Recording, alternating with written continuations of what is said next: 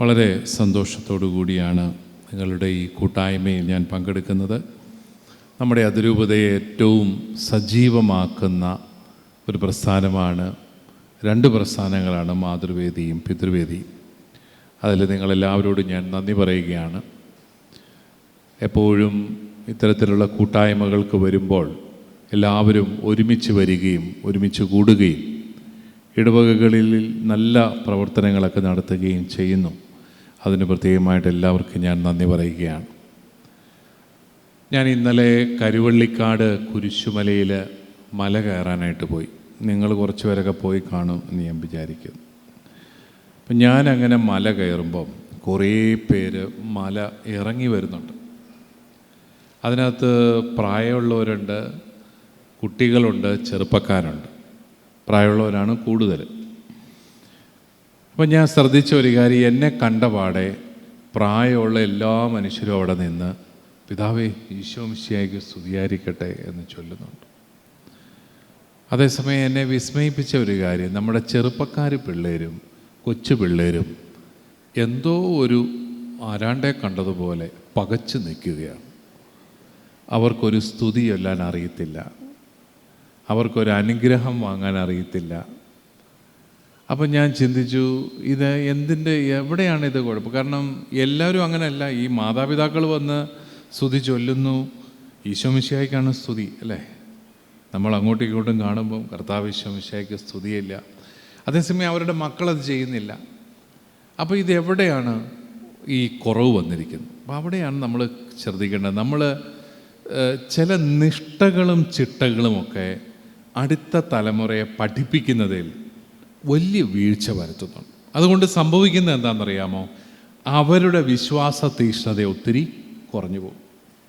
ഞാനിന്ന് നമ്മുടെ അതിരൂപതയിലെ ഒരു വലിയ പള്ളിയിൽ കുർബാന ചൊല്ലുകയായിരുന്നു രാവിലെ.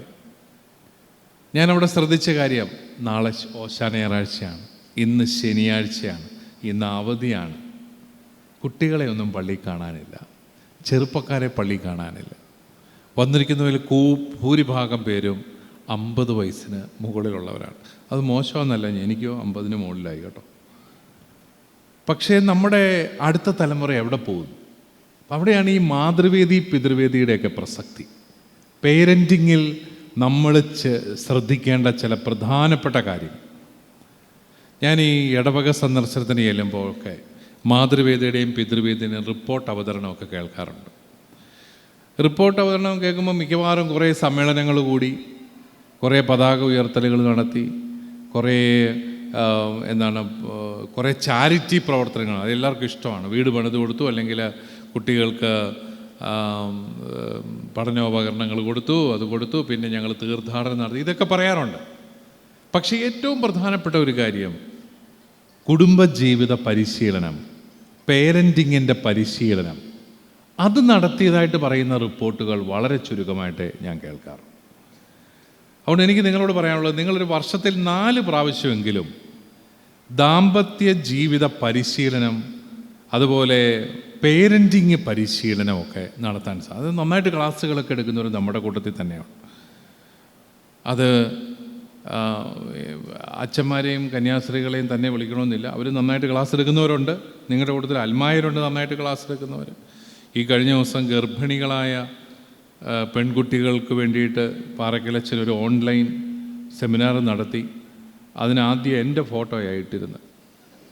അപ്പോൾ എന്നോട് 1-2 പേര് വാട്സപ്പിൽ എഴുതി ചോദിച്ചു, പിതാവ് എന്നതാണ് ഇവരോടൊക്കെ പറയാൻ പോകുന്നത്? അപ്പം ഞാനിങ്ങനെ മറുപടി അയച്ചു, ഞാനും ഒരു പുത്രനാണല്ലോ, അതുകൊണ്ട് എന്തേലുമൊക്കെ പറയാതിരിക്കും എന്ന് പറഞ്ഞു വെച്ചു. അപ്പോൾ ഞാൻ പറഞ്ഞു വന്നത്, നമ്മുടെ കൂട്ടത്തിൽ തന്നെയുണ്ട് നല്ല ആൾക്കാർ, ക്ലാസ് എടുക്കാനൊക്കെ പറ്റിയ ആൾക്കാർ. അവരെ കൊണ്ട് തന്നെ ക്ലാസ്സുകളൊക്കെ എടുപ്പിച്ച് നമ്മുടെ കൂട്ടത്തിൽ തന്നെ നല്ല നേതൃത്വമൊക്കെ വളർത്തിയെടുത്ത് മുന്നോട്ട് പോകണം. കുടുംബജീവിത പരിശീലനം പ്രധാനപ്പെട്ടതാണ്. രണ്ടാമതായിട്ട് എനിക്ക് പറയാനുള്ളത്, നമ്മളിപ്പോൾ സമുദായ ശാക്തീകരണ വർഷമാണ്. നമ്മുടെ ചെറുപ്പക്കാരെവിടെ പോകുന്നതെന്ന് ചോദിച്ചു കഴിഞ്ഞാൽ കൂടുതലും പേര് ഇപ്പം വിദേശത്തേക്ക് പോവാണ്. ഇപ്പോൾ കുറച്ച് പോക്ക് കുറഞ്ഞിട്ടുണ്ട്. കാരണം ആദ്യം പ്രതീക്ഷിച്ചത് ഇവരങ്ങോട്ട് ചെന്ന് ഇറങ്ങിയാൽ ഉടനെ ജർമ്മൻ ഗവൺമെൻറ് പ്രത്യേക വാഹനം വിട്ട് ഇവരെ കൊണ്ടുപോകുന്നൊക്കെയാണ്. അവിടെ ചെന്നപ്പോഴാണ് മനസ്സിലായത് അങ്ങനെയൊന്നും അല്ല. ഇപ്പോൾ ഏതായാലും പോക്ക് ശകലമായിട്ട് കുറയുന്നുണ്ട്. ഇനി കുറച്ച് പേരൊക്കെ പൊക്കോട്ടെ, കാരണം ഇവിടെ ഇപ്പോഴത്തെ ഇലക്ഷൻ നടക്കുക, അവർക്ക് എങ്ങനെയെങ്കിലും ജയിക്കണമെന്നല്ലാതെ 10 ചെറുപ്പക്കാർക്ക് ജോലി കൊടുക്കണമെന്നോ കൊള്ളാവുന്ന ഒരു തൊഴിൽ കൊടുക്കണമെന്നോ ഒന്നും ആഗ്രഹമുള്ള കൂട്ടത്തിലല്ല. അതിനുള്ള സാഹചര്യം ഒട്ടും ഒരുക്കി തരത്തുമില്ല. അപ്പോൾ പക്ഷേ ഇതിലൂടെ സംഭവിക്കുന്ന ഒരു കാര്യമുണ്ട്. എന്താണെന്നറിയാമോ?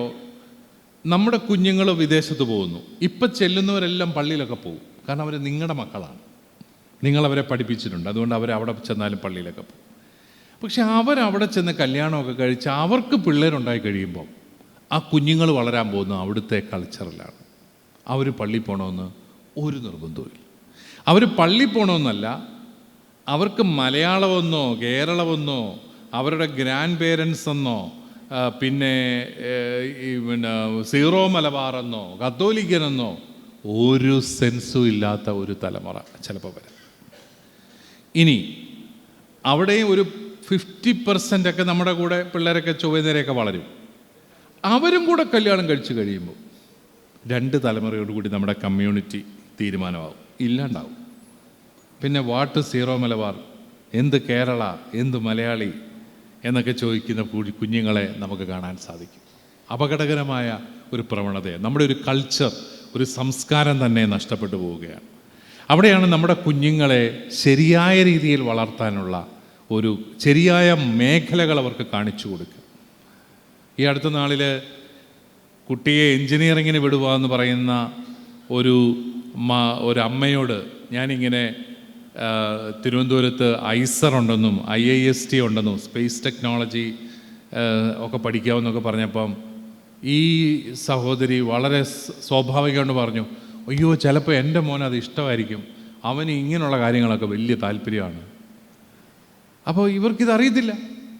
ഇവർ നമ്മുടെ നാട്ടിൽ ഒരു നാഷണൽ ഇൻസ്റ്റിറ്റ്യൂട്ട് ഉണ്ടെന്ന് അറിയത്തില്ല. അവരുടെ കൊച്ചിനെ ഒരു സാധാരണ എഞ്ചിനീയറിംഗ് കോളേജ് വിടാൻ പോവാണ്.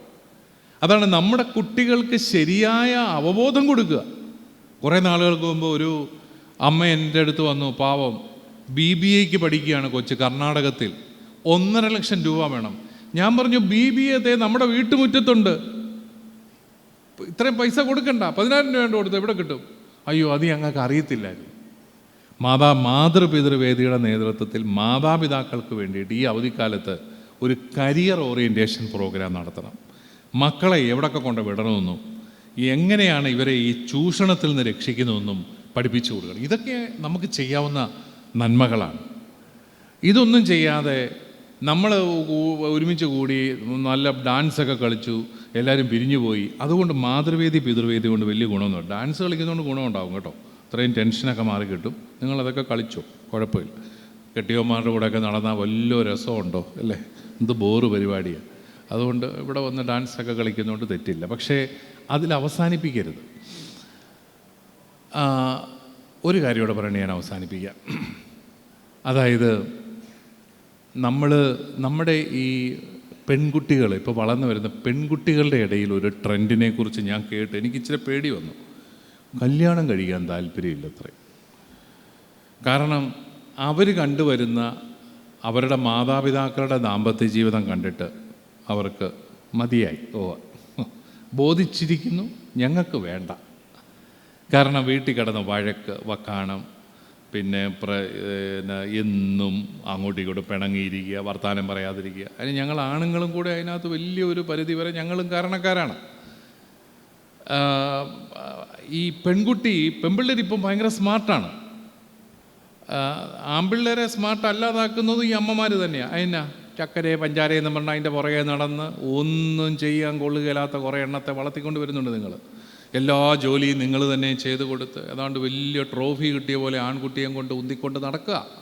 അതേസമയം ആ പെങ്കൊച്ച് വേണമെങ്കിൽ വല്ല ജോലിയൊക്കെ ചെയ്ത് അവൾ നല്ല സ്മാർട്ടായിട്ട് വളരും. നിങ്ങളെപ്പോഴും ഓർക്കണം, മക്കൾ സ്മാർട്ടാകുന്നത് ജോലി ചെയ്താണ്. അവരെ കൊണ്ട് പല കാര്യങ്ങളും ചെയ്യാൻ പറ്റും എന്നുള്ളൊരു ചിന്തയാണ് അവരെ സ്മാർട്ടാക്കുന്നത്. അല്ലാതെ എൻ്റെ ചക്കടക്കുട്ടൻ പൊന്നുമോൻ ഇത് കഴിക്കടാന്ന് പറഞ്ഞുകൊണ്ട് വായി വെച്ച് കൊടുക്കുമ്പോഴല്ല. 16 വയസ്സുള്ള മകന് ഏത്തക്കാപ്പം മുറിച്ച് കൊടുക്കുന്ന അമ്മയെ നമ്മൾ എന്നാ എടുക്കണം?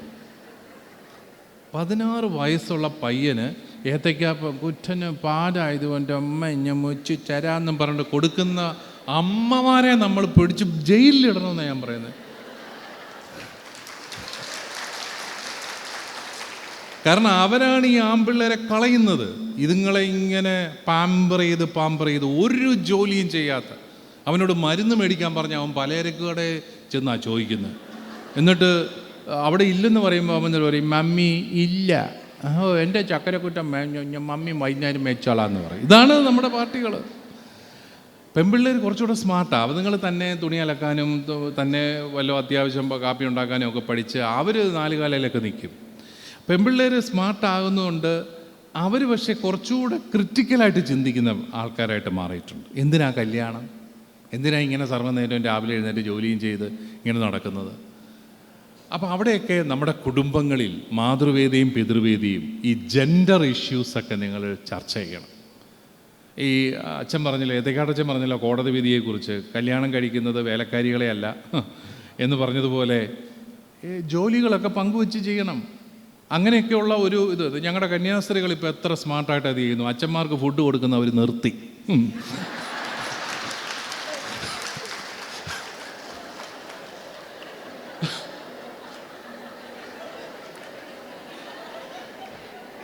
അതോടുകൂടി ഒരു വലിയ പ്രശ്നം ഞങ്ങൾക്കും പോയി. മറ്റേത് എന്നും ഈ അച്ഛന്മാരുടെ പരാതി, അവർക്ക് ഫുഡ് ശരിയാവുന്നില്ല, സിസ്റ്റർ ശരിയല്ല, ഈ മഠം ശരിയല്ല. ഇപ്പോൾ ഒന്നുമില്ല. ഇപ്പോൾ അവരറിയാവുന്ന ഫുഡ് ഉണ്ടാക്കി കഴിച്ച് ഞങ്ങളുടെ ആണുങ്ങളെല്ലാം മര്യാദയാണ്. അല്ലാതെ പ്രശ്നം തീർന്നു ഒന്നല്ല. അത് എനിക്കതിനകത്ത് ഒരു പരാതിയില്ല സിസ്റ്റേഴ്സിനോട്. ഞങ്ങളിപ്പോൾ സെമിനാരിക്കാരെ ഇച്ചിരി കുക്കിംഗ് ഒക്കെ പഠിപ്പിക്കാനും തുടങ്ങിയിട്ടുണ്ട്. മോനെ കഞ്ഞി കുടിച്ച് പോകണമെങ്കിൽ വല്ലതും കഴിക്കണം, അതുകൊണ്ട് ഒന്നും ആരും ഉണ്ടാക്കി തരുമെന്ന് പ്രതീക്ഷിക്കരുത്. പക്ഷെ നിങ്ങൾ നിങ്ങളുടെ ആ മക്കളെ എങ്ങനെ വളർത്തുന്നുണ്ടോ? സത്യം പറ. ഇല്ല. അതാണ് പ്രശ്നം. അപ്പം നമുക്കൊരു ജെൻഡർ ഇഷ്യൂസൊക്കെ നമ്മുടെ ചർച്ച ചെയ്യണം. നമ്മുടെയൊക്കെ കുടുംബങ്ങളിൽ ആണുങ്ങളും പെണ്ണുങ്ങളും ഒക്കെ അവരൊക്കെ എല്ലാവരും കൂടെ ഒരുമിച്ച് ജീവിക്കണമെന്നും കുടുംബജീവിതം സന്തോഷകരമാണെന്നും മക്കളെയൊക്കെ വളർത്തുന്നത് വലിയ ഭാരമല്ലെന്നും എല്ലാവരും കൂടെ വീതിച്ച് ജോലിയൊക്കെ എടുക്കുമെന്നൊക്കെയുള്ളൊരു ചിന്തയൊക്കെ ഉണ്ടാവുകയാണെങ്കിൽ വളരെ നല്ലതാണ്. ഞാൻ നല്ല മിടുക്കി സുന്ദരിയായ ഒരു പെൺകുട്ടി, ജോലിയുള്ളൊരു പെൺകൊച്ചിനെ പരിചയപ്പെട്ടു.